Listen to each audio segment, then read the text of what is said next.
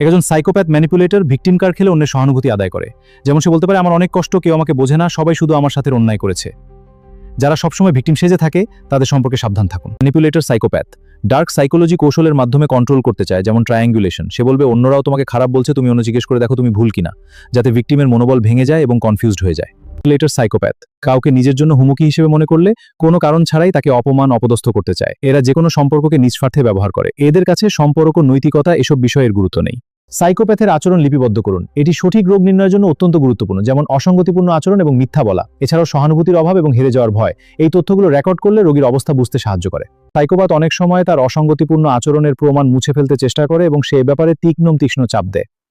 এদের আচরণগুলো লিপিবদ্ধ রাখুন এবং প্রমাণ রাখুন।